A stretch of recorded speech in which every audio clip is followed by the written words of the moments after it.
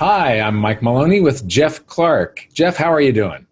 I'm doing great, Mike, and it's great to be back with you for another video this week. Lots of fun stuff to talk about.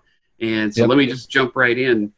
This first one is very interesting, and I think you're going to have a very interesting reaction to this, Mike. And that is that Tesla has invested, was it 1.5 billion? $1.5 billion into Bitcoin.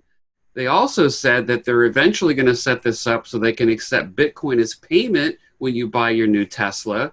But the other thing I want to point out, I think a lot of investors missed is this. We may also invest in assets such as gold bullion and gold exchange traded funds. Now, this is the Yeah. Tesla Treasury doing this. So this is very interesting. So, Mike, what's your reaction to Tesla going into Bitcoin and potentially gold? Well, the first comment that I want to make, this isn't my reaction, but the first comment is that Tesla should buy a bunch of silver and take delivery of it because they use a ton of silver. They don't use a ton of gold. And they're going to be sorry that they didn't buy silver when silver is in the triple digits. When they've got to pay $150, $200, $300 an ounce for silver, they're going to regret not buying a lot of it below 30, and Dave Morgan wrote an article years ago about all it takes is like one large silver user, for instance, Apple, to go, you know what? Prices are going to go a lot higher in the future. I'm going to hedge my future silver demand, the amount of silver that I need to build my products. I'm going to hedge that by just buying a bunch of silver and lock in these lower prices now. I think it's great that Tesla is considering going into precious metals and other hard assets. And this is actually part of, for 11, 12 years now, since 2009, I've been giving seminars on the death of the global dollar standard. And it's coming. It's taking a little bit longer than I thought it was going to take, but it's on its way. You know that it's going to happen. You can see it. And now there's private individuals. And one of the whole chapters in the great gold and silver rush of the 21st century that I was writing about is the difference between the 70s bull market and today. And there was the number of billionaires on the planet and everybody has actually been getting richer. It isn't that the poor are getting poorer and the rich are getting richer. That's not true. Everybody is getting richer. The rich are getting richer faster than the rest of us. But prosperity has been increasing for several decades, and these are the numbers. They're just, you put it in a spreadsheet, and up come the facts when you sort it. These are the numbers. It isn't my opinion that everybody is getting richer. The poor aren't getting poorer. A lot of the poor stay poor because governments trap them in being poor by paying them to be poor. You get on all these programs and stuff, you're paid to stay in that box. But everybody is getting richer. And as an enormous portion of the population of the planet becomes much more affluent, they've got assets to protect. And when the currencies that they're using become suspect, they start making a shift over to assets that are going to protect their wealth. And this is one of the things. You're seeing Tesla go into things like Bitcoin, gold. This is part of the death of the global dollar standard. I've met Elon Musk a couple of times. When you were a Tesla Roadster owner, it was like a private club. For the whole, Southwest, about a third of the country, if you had a Tesla Roadster, your mechanic was Bob. The manager at the dealership was Mike. This was the Tesla in Santa Monica or West LA. And the parts department was Vince Santos. Mike, Bob, and Vince that was my experience of Tesla. Year after year, that's what it was until the Model S got real popular. But Tesla has already taken Bitcoin for cars. We are the first dealer. Goldsilver.com is the first dealer to accept Bitcoin in trade for gold and silver. You can pay for your gold and silver with Bitcoin, Bitcoin Cash, Ethereum, and so on. But the reason that we are the first dealer is because, I was driving Roadsters and then took delivery of the 599th Model S off of the line, and that was in 2012. And in early 2013, there was an event right up next to the Fremont factory, Fremont, California, Tesla factory, called TesLive. And I went to that event, and I met a man named Tony Galippi. And Tony had paid for his Tesla Model S with Bitcoin, his 2012 Tesla Model S with Bitcoin. So you're talking, this was right about, we're coming up on 9 years. I think this was an April event. I met Tony Galippi, and then I went back. His company, BitPay, converts, makes it so that somebody like us, that we have to accept Bitcoin from the customer, hedge it into dollars immediately so that that price is locked, because our spread is so narrow and Bitcoin is so volatile and moves such huge amounts that we have to do it, lock it into dollars, and then turn those dollars into gold for the customer, gold or silver. But I think it's wonderful that Tesla is creating this demand in hard assets and Bitcoin. This is a great thing, and it raises awareness, and it is part of the death of the global dollar standard that I've been talking about now for almost 12 years. So, yeah. Yes, very good. Mike, I'm writing an open letter to Elon Musk, and I'm encouraging him to buy physical gold and not paper ETFs. So when this article is done, maybe you or even one of our viewers could get this in front of him. But I should add in there that he should look at silver too, since he does use silver. EVs use almost twice as much more silver than an ICE vehicle, internal combustion engine. So you're right about that. Yeah. So if he takes a whole bunch of silver off of the market and at the same time is hedging future production costs and lowering future production costs compared to all of their competitors, if they take a large position in silver, they're going to have an advantage over their competitors that are getting into the electric car business now. Yes, good point. Exactly.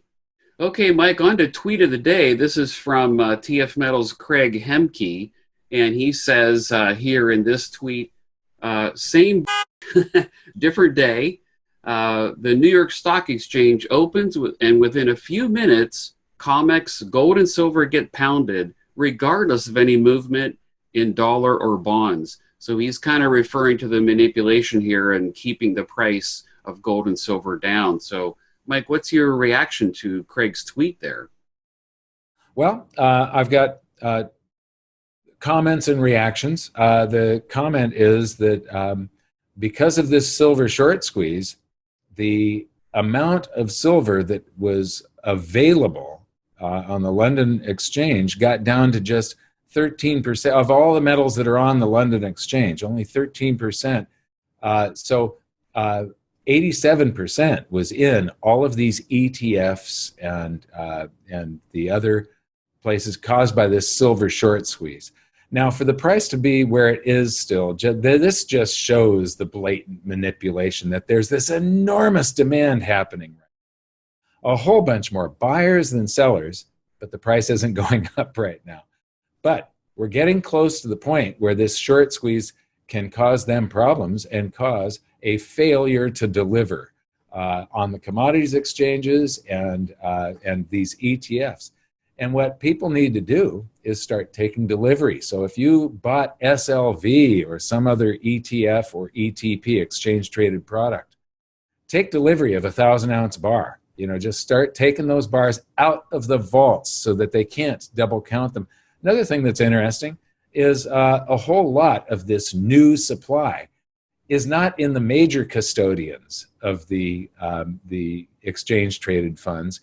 It's in the sub-custodians and the sub-custodians. It's the stuff that's really, really hard to audit and track and prove that it's actually there. So take delivery. If you want the price to go higher, say, I want my silver. Right, exactly. The only way this really works is taking physical metal off the market and keeping it or putting it into strong hands like all of us. So that's really the key there. So yes, thank you. Okay, so on to chart of the day, Mike. And this is from Lisa Abramowitz, if I'm saying her name correctly. The $15.7 billion long-term Treasury ETF TLT had its biggest one-day withdrawal yesterday of $639 million in one day withdrawals from this bond ETF since the heart of last March's market turmoil. So the withdrawals yesterday, Mike, from this fund were actually bigger than they were last March. Now, TLT is a bond fund, and it's a long bond fund, meaning it's 20 and 30-year treasuries. But, Mike, that chart is very sobering to look at, the biggest one-day withdrawals from a bond fund right now. So what do you make of that, Mike? This is part of the death of the global dollar standard. That I've been talking about this for years and years and years, and now there's a whole bunch of people talking. But if you studied monetary history, and then you looked at what was happening in the economy, you could see this coming from miles away, and it's coming. This is people getting worried about being locked into low interest rates where they're getting paid interest that is going to be below in the rate of inflation. So as people cash out of these treasuries and they're expecting more and more inflation in the future, which means higher gold and silver prices. Yes, exactly. And that bond fund, I don't even think I was just trying to look it up real quick. I don't think it's even paying near the current CPI inflation rate. Might be a little above it. But regardless, that's a lot of currency that's leaving a bond fund and going where? Cash, and probably into the casino that we call the stock market these days. So Wanda, viewer commenter of the day, Mike. This is from Joseph Jones. One chair with one silver coin on it and 250 people dancing around it is exactly how an exchange-traded fund looks. Your analogies, Mike, are always entertaining and spot on. Yeah, I think I may have written that into my book back in 2005, 6, or 7. But sometimes we've had way more than 300 to 1 ratio of paper ounces sold for how many ounces are available for delivery at any given. So yeah, and when the music stops, that's when you see who's been swimming naked. Right. It's the tide goes out. When the music stops and there's one chair left, it's a disaster for the commodities exchange. For anybody holding physical, they're the ones that get the big payoff. But take a look at the supposed inflows into the exchange-traded funds on silver, and what you see is something that borders on an impossibility. I can't remember how many months of global production had to be delivered to these funds in just the past week.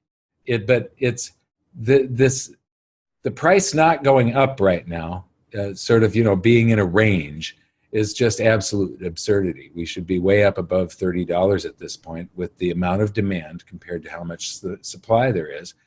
And like I say, take delivery. You want the price to go up? Take delivery. Take it off and take it away from the fractional reserve game that they're playing. If there's 250 people dancing around one silver coin in a chair and the music stops, well, what happens if you've taken delivery of that silver coin and the other 249 people haven't? They're going to be disappointed. The price will just suddenly leap huge, and you will get a great reward for taking delivery. Yes. So the point is, make sure you own physical now before this type of event really picks up steam or happens suddenly. This could all happen even start overnight. So you want to make sure that you do have physical metal in your possession, and you will be already sitting in that chair. So, Yep. Well, Mike, as we wrap this video up, I just want to remind everyone you can get Mike's free book. It's still very, very pertinent to today. We'll put the link below here. So it's free. You can download it for free and read that. And I think that's one way you can really help prepare yourself for what's ahead. It's a great read, too. So, Mike, I'll let you close this video out by reading the quote or meme of the day here. Okay, the quote of the day is, "None are more hopelessly enslaved than those who falsely believe they are free." And that's Goethe. And this is so incredibly true. One of the interesting things is that liberals view the world through a lens of victim and oppressor. Conservatives tend to view the world through a lens of law and order versus criminals. And you can sort of see these, nobody's wrong or nobody's right to view things this way. It's just sort of, and libertarians like me view the world through freedom and enslavement. And I've been, promoting and battling for freedom for a long time. Ron Paul once said that if you believe in the idea of income tax and you think it's morally okay, then you are saying that the government owns everything that you do and everything that you produce, and they allow you to keep a certain percentage of it. None are more hopelessly enslaved than those who falsely believe they are free. This is true. And yes, part of our enslavement is just the way our monetary system works. It's the way our tax structure works. It's just the way life is. Yes. Thank you, Mike. Enjoyed talking with you today, and I'll see you on the next video. Okay, thanks, Jeff.